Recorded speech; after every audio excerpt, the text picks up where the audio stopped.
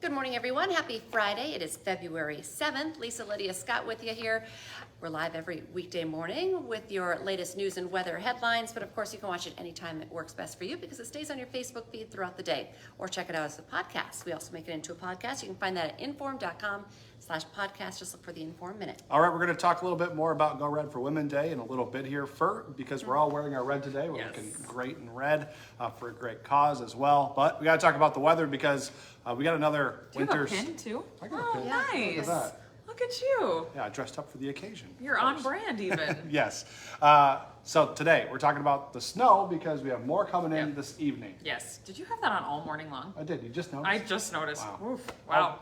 I have been busy. You've been with preoccupied. snow on the way. That's what I'm going to use as my excuse. It looks very nice. It's also small. You don't usually see me from the front. I guess, yeah. Whatever. Anyways, we have snow on the way yet again. Our third day this week of dealing with snow on the way and a winter weather advisory. It's in effect for areas right near the North Dakota-South Dakota border. It goes into effect at 3, so that kind of gives you a general time frame. And then it lasts until noon tomorrow. Between you, me, and everybody listening, I would expect that would be canceled before noon tomorrow because I see snow being gone pretty early in the morning. And then not even much for wind today or tomorrow. So not a big blowing snow threat like we dealt with yesterday. It was garbage day on my street yesterday, and I don't think any of the trash cans were upright at the end of the day. I drove down the street later, and everything was tipped over. Yeah. We had a gust of 47 here in Fargo, so that obviously put a lot of snow on the move. You've got your leftover slippery spots, your leftover snow-blown spots on the roads, but other than that, we're pretty quiet this morning and clear. We'll watch for increasing clouds and then that snow to develop. Kind of hugs the North Dakota-South Dakota border, gets close to I-94 through the evening, Highway 10 on the Minnesota side. Highway 2, you're in this weird area of like, will it snow or will it not snow? If it does, trace to a ½ inch, so not a big snow. International border, you're missing out on this one. It's really gonna stay to the south and then travel down toward the Twin Cities for the weekend. Let's see, Fargo, I'm looking at about 2 to 4 inches where we have bands of heavy snow. Again, down near the North Dakota-South Dakota border, that's where I'm gonna watch out for 4 to 6, maybe isolated up to 8. Ooh. Depending on how those heavy bands set up. That would be a very isolated situation. Most of you will be in that 4 to 6 range. Okay. That clears out through the late evening, overnight. Again, by tomorrow morning, maybe a few lingering flurries, but accumulation should be done by the time you wake up on Saturday, especially further out to the west. To the east, Lakes Country, you could see a remaining flake or 2. Wind today turning to the north, 0 to 10. Tomorrow out of the northwest, 5 to 15. So again, not too worried about the blowing snow, visibility, that sort of issue that we dealt with yesterday. Should be good to go for the weekend in that aspect. Sunday morning, Super Bowl Sunday, you're headed to the grocery store for your last minute Super Bowl foods, and we are in the teens below 0. Yeah, temperatures crash starting on Sunday morning. Super Bowl afternoon, I have us into the single digits above, which is below average, but not terrible, I guess. Wind is light out of the southwest at 5 to 15. So you're good to go for your to and from Super Bowl parties as we go into Sunday. Good news. Sunday night, that's when temperatures really start to drop. Right now, our forecast has us going below 0 Sunday night and staying below 0 until Friday afternoon. Oh. So a whole work week of being sub-0. That includes your daytime highs. Tuesday in particular, I've got like minus 23 in Fargo in the morning and minus 9 for the high. Wow. Yeah, it's painful cold. That's crunchy snow, freeze your nose hairs. Yes. Type of cold for next week. Oh, if there's any little bit of a wind, of course, you're talking wind chill values, minus 30s, maybe minus 40s, depending on the exact wind speed at that particular time, which is something I can't predict at this point. But I would be prepared for not only dangerous cold, but the dangerous wind chills that go with that too. Probably some cold weather advisories throughout next week. I do have another chance of snow after Valentine's Day, Saturday after Valentine's Day. We're kind of in this Saturday time frame right now with repetitive weekend problems. So we'll see what that looks like for next weekend. If you and your honey have away plans for Valentine's Day, we've got that chance of snow on Saturday. Okay, I think that's all. Was it like 2 years ago there was a huge blizzard on like Valentine's or right next to it or something like that?